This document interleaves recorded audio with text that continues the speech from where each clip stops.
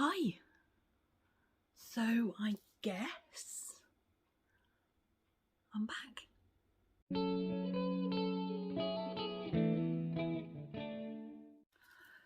So I'm hoping you can hear me okay. I've just readjusted things. We'll see how we get on. So how you all doing? I hope 2022 was good for you. I can't say the same. And I hope 2023 is going to be even better. Apologies again, as normal, for the glare on my glasses. But I need to be able to see. So sorry about that. Also apologies for the plain background. I'm currently downstairs and I'm not able currently to get to my filming room to be able to do things. So I hope this is okay for now. Where have I been? Kind of disappeared on you all, didn't I? So, it's a long story. There's a lot to get through, and it's not all going to happen in this video. So what I've decided to do is a series of videos kind of covering one section of things at a time. I'm hoping to get 2 done today, videos done, and I'm hoping one will be up tonight if I get it sorted in time, and one will be up. So this one tonight, and then the next one Thursday.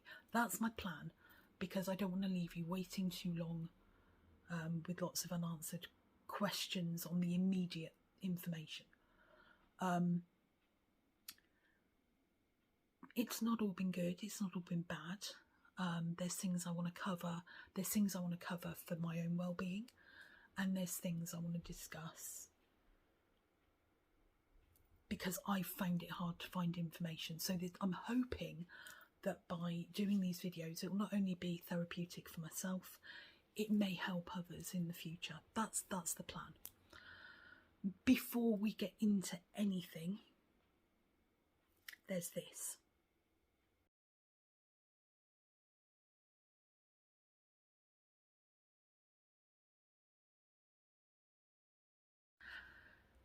So yeah, I've had to put up a trigger warning on this video. There will be things discussed in all this series of videos that include hospitalisation, ICU, comas, procedures, all things that happened to me, which I'm happy to talk about. Obviously maintaining some form of privacy. But information I want you guys to know, and I want to have open discussions. I also want to say at this point, because you may have noticed some changes in me, for those of you who don't follow me on social media that are just finding this video, I've lost an awful lot of weight, but my illness and what happened was not related to my weight and could have happened to anybody. So anyone out there who thinks they control my videos going, well, if you lost weight it wouldn't have happened, jog on, because I'm not in the mood for it, and I've been through too much to deal with your opinions and misinformed opinions about my body. Said it. So what happened? 2022 was going quite well. We were going out. We'd been away for our anniversary in March. I'd actually started to eat better and look after myself better, which is something I hadn't done through 2020, 2021 with Auntie Felicity, the amount I'd worked. You know, I wasn't doing the best job of taking care of me, so I'd started that journey. And one of the things I was going to do, which I'd spoken to you about in my last video, was actually outfit of the month videos, because you'd enjoyed my vlogs, or vlog that I'd done. I was going to do, you know, kind of get back into the fashion of things and do my outfits each day when I was leaving the house and they were worth recording. And I'd done that. I think I had 9 or 10 videos that were, you know, by the end of April, I should have had about 20 something outfits for the month. But I've scrapped that. Maybe it's something I can do throughout this year. But to be honest, when you hear what's happened, what I'm still going through, I don't know there's any point. Maybe that's next year's thing. Who knows? So the series of videos I want to do, obviously I'm going to cover in this one exactly what happened, where I disappeared to, why I've been gone for so long. And then in the next video, I'm going to go through medically where I am and what I'm left with, because that needs its own video. Because 2022 changed my life for good, and that's how it's going to be from now on. That's what I need to live with. So I'm hoping that somewhere along the line these videos might not just be people prying on my personal life, but actually they might help somebody. And if you've been through something similar, please get in contact, because as I go through these videos, one of the things I'm going to talk about is the lack of support and information, and what you're not prepared for by anybody. So if that does involve you and you'd like to get in touch, then, you know, contact me through social media. Come and chat to me on Instagram. Everything will be linked down below as normal in all my videos. But I'm going to go through what happened and stop waffling, and then I'm going to talk about very quickly some changes coming up this year. So everything was going great till Easter weekend. We had a long weekend planned. We had a 4-day bank holiday kind of weekend, and the Griffin and I decided we had 2 events we were going to go to, one in Ipswich and one 2-day event in London, and then come back and have the Monday bank holiday, just a kind of chill day before going back to work. So finished work on Thursday, packed all our stuff, and on Friday morning did my quick outfit of the day video, and we got in the car and drove to Ipswich. We saw friends that we haven't seen through COVID, which was amazing. Caught up with a lot of people, and it was a great event. We left the event and drove to London, ready for the next morning, to the hotel that we were staying at. And interject here, Borehamwood Travel Lodge, thank you for everything you did. You were amazing. You were so helpful. You were so kind. And the chap that was on the front desk when we needed you, I don't know who you were, but thank you. You were great. So if you ever see this, thank you very much for what you did. So we went to our hotel. We went to London the next day. We went to the event and everything was fine. It was our typical London event, kind of eat around lunchtime-ish, and then after the event, kind of 8, 8:30, eat again. Kind of key. We had the event. Towards the end, I started to feel a bit stomach achy, a bit uncomfortable, and thought, you know what, I've literally just necked a pint glass of sparkling soda water. It's probably just trapped wind. I'll be fine, don't worry about it. And it wasn't painful, it was just there. It was just an annoying niggle. We left the event, we walked up the hill, we got the car, we drove back to the hotel. Still seemed fairly okay. Just knew I need to take my charcoal and mint tablets, which is what I take for when I've had trapped wind, and it would disappear. We got into the room and things went downhill pretty quickly. I was in a lot of pain. I felt, how can I describe it? The scene from Alien, if you've watched Alien, I felt like my ribcage was going to explode and everything was going to come out. That's how I felt. It was excruciating.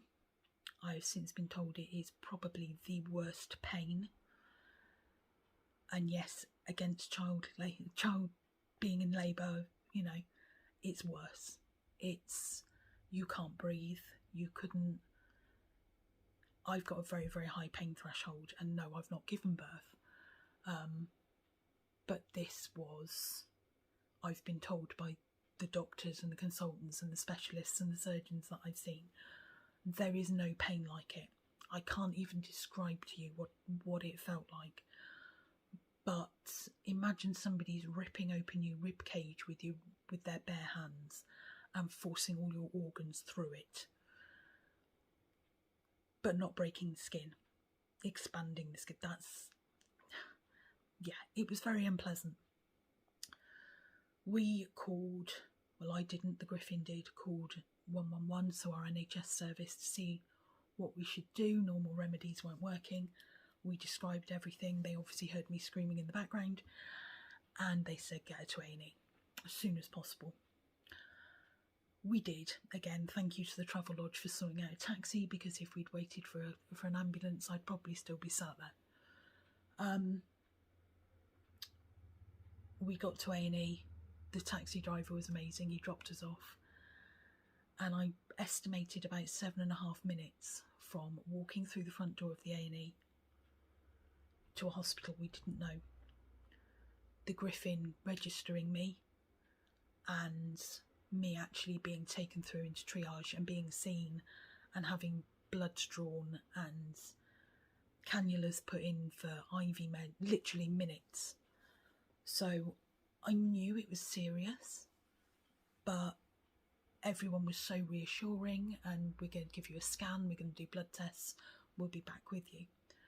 I was obviously given pain meds, because from that point I don't remember. I remember being uncomfortable but not in pain. So whatever they gave me was brilliant.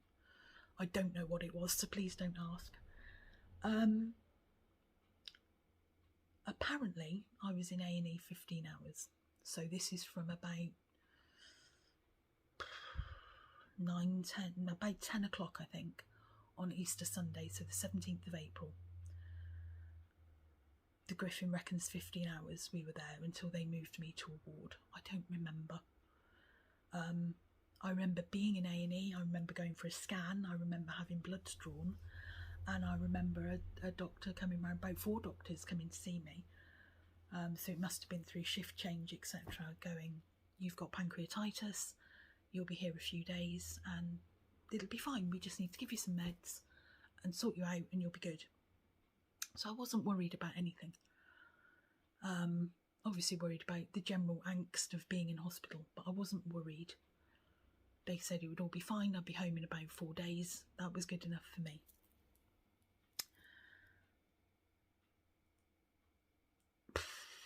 Past then, everything went downhill. So once I'd been moved to the ward, I don't remember being in that at all. I kind of remember them saying, we've got a bed for you and we'll be moving you soon, but I don't remember moving. I don't remember being in the ward. I don't remember seeing anybody, nurses, doctors, any of it. The following day, so by now this would have been Tuesday the 19th, I was taken and transferred into ICU because my condition had worsened. I, again, don't remember anything. I apparently made some phone calls and told people I was being moved to ICU and that I wouldn't be in work by the end of the week, but I don't remember any of it. The next thing I remember, consciously, and I use that word very carefully, but consciously remember, is seeing the Griffin coming to visit, my parents coming to visit, but the first date I fully remember, where I looked at the clock and remembered the date, was the 2nd of June. So about 8 weeks, 6, 7 weeks, I don't remember. So when they transferred me to ICU, my lungs had decided they weren't going to work anymore, and I was put in a medically induced coma and put on a ventilator. Personally, I knew I was in hospital, but I don't remember actuals, which sounds a bit vague. Obviously you're in a coma, you don't know a lot, but I will do a video when I'm ready on what I went through during that coma, because I think it's very important to talk about. I think it's something that's not spoken about. Yeah, we'll leave that one there. So when I woke up, I remember my parents telling me I'd been in, because I thought I'd been in 4 days. They asked me how long I'd been in. I said about 4 days, or tried to talk. And then they ended up telling me, no, this is like day 58 or 56 or 57 or something. I don't remember. It was a lot to take in. There was a lot of questions. My parents kept giving me a lot of information that my brain wasn't ready to accept or deal with. They were probably told by the doctors and the nurses to do that, but it was a lot when you first come round to not really know where you are, but be aware you're in a hospital, to have no clue of what's happened, and suddenly you've got people going, oh yeah, well this has happened and that's happened, and you're like, well, just chill out, this is a lot. So the official tag is 44 days that I call it away, because that's the only way I can deal with it at the moment, but 44 days. When I woke up,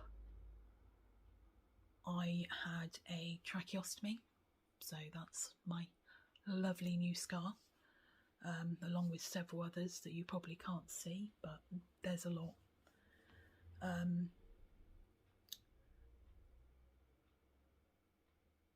But the tracheostomy was to wean me off the ventilator, which happened pretty quickly once I was transferred back to my hometown from London, quicker than it was being dealt with in London. So that was quite frustrating, because I was kind of ready, I'm breathing, I'm fine, and they were like, no, you're not. So when you're conscious and put back on the ventilator, it's a weird and horrible sensation. Air is being forced into your lungs when your brain is saying, I don't want to breathe till now, but you're already... I'm not going into it. It's not an experience I want again, believe me. It was then explained to me whilst I was in the hospital what had happened. So there are apparently, which I didn't know, I'd heard of pancreatitis, I knew what it was. It's when your pancreas becomes inflamed and it becomes painful and it doesn't do its job properly for a few days, and then it all sorts itself out and you take some antibiotics and you're fine. That's the mild form. That's probably the form that people are most aware of. Causes a lot of pain but doesn't really cause much. But apparently there's 4 stages. So this was explained to my parents by the overall caregiver that I had, and kind of the person in charge of my case in London. It wasn't just London involved, Oxford were involved because of what had happened to me. So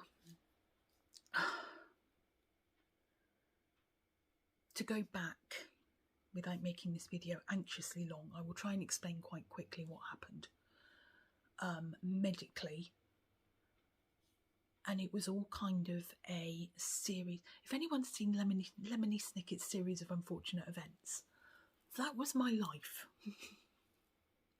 Not physically, but the kind of continuous unfortunate things that happened.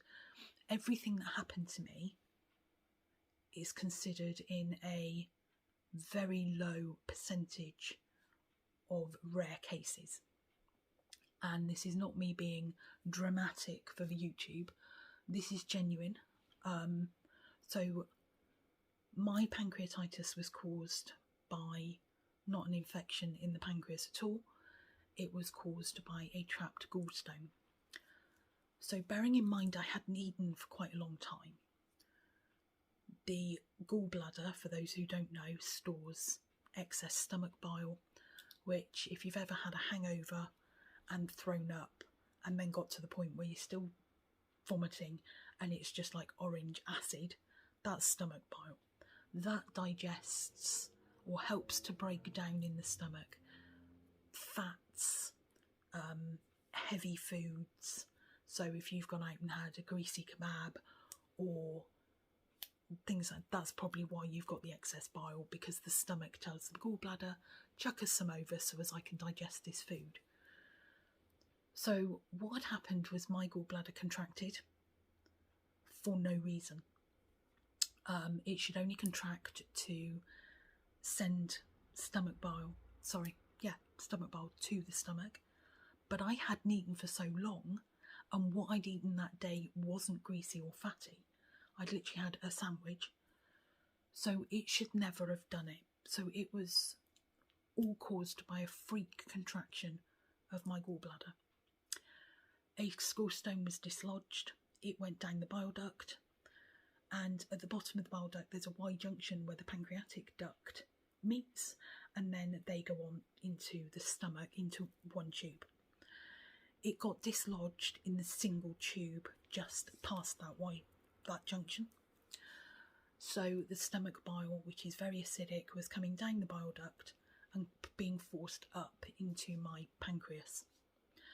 This also meant that the acidic enzymes, and of course those of you that are out there that are diabetic know this, the acidic insulin couldn't get out of my pancreas to get into the stomach either.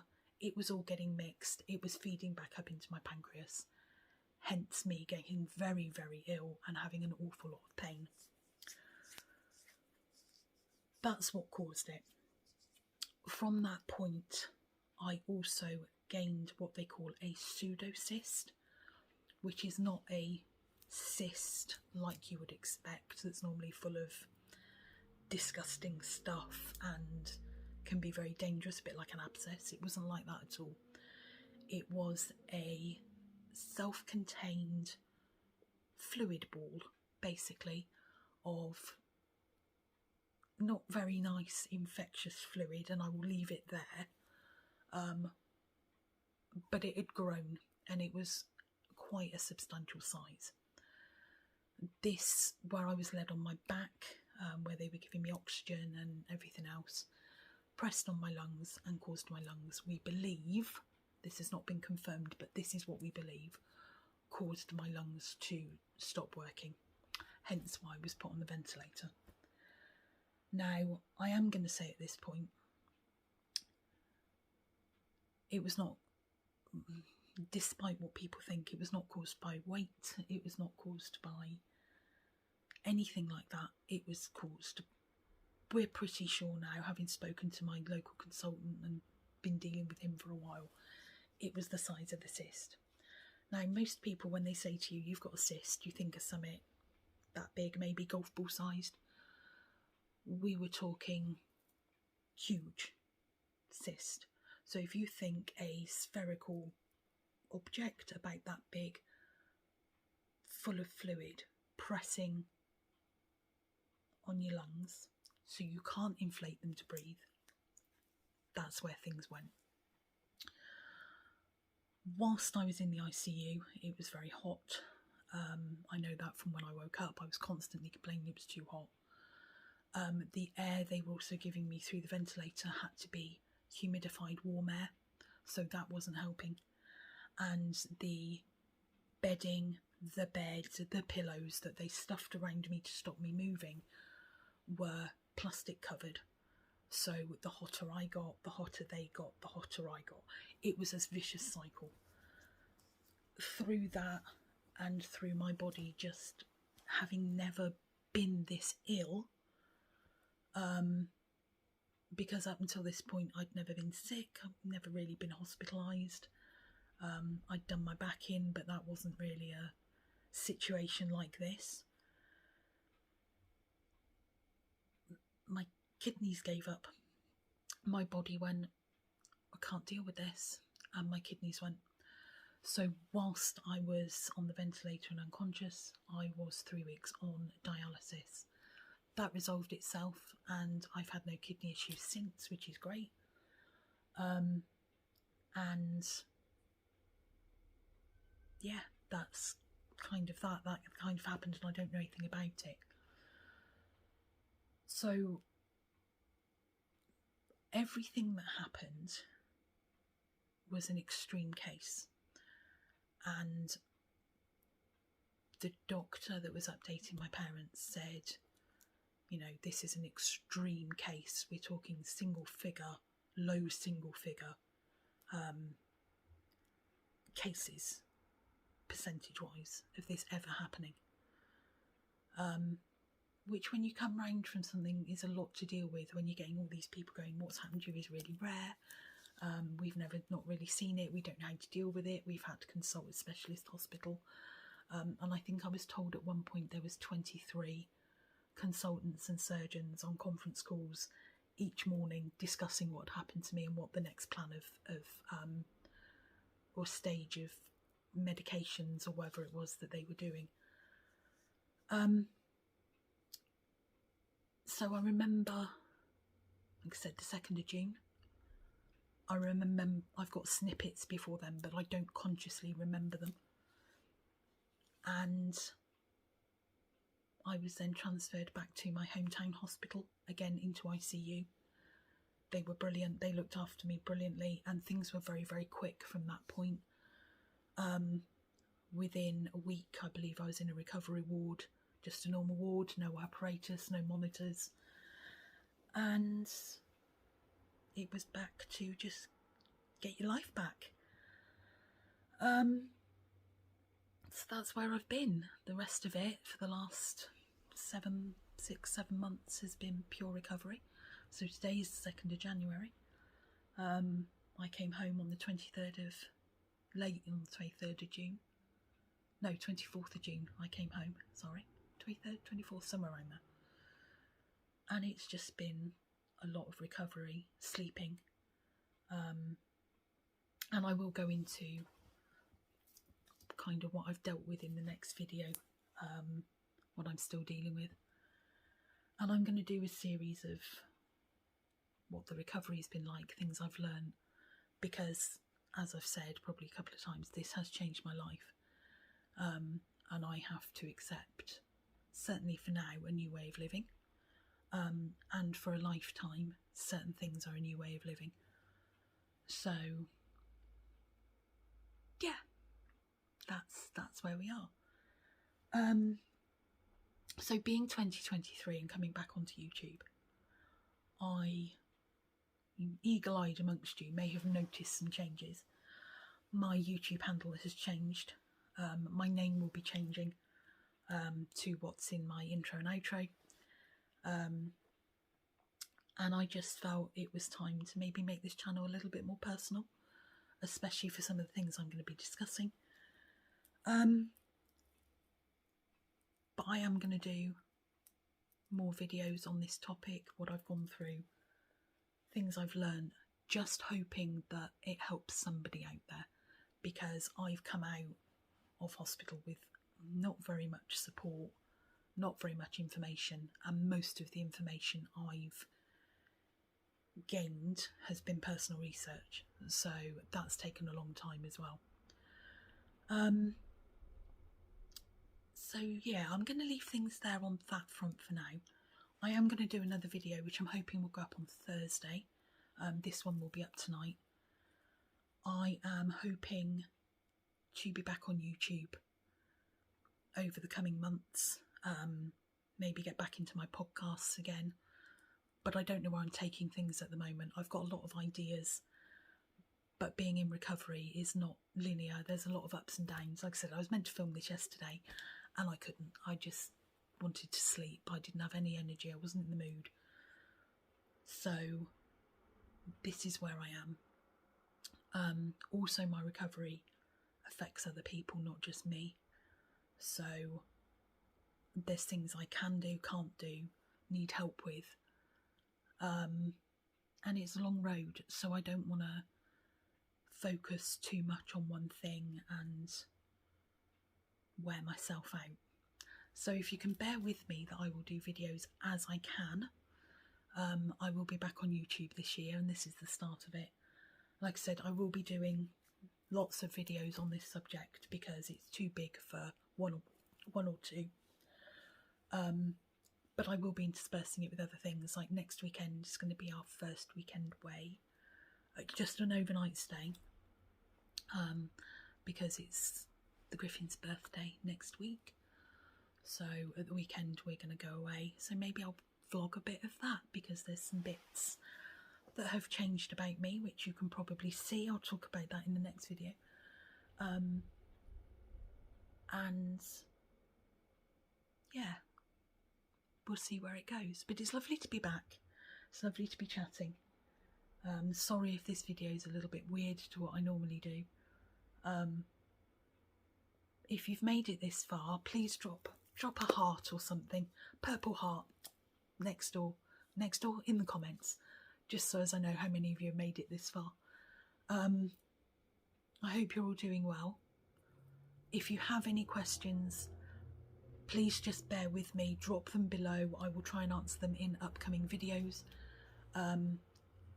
But like I said, I don't always have the energy, so I can't always respond.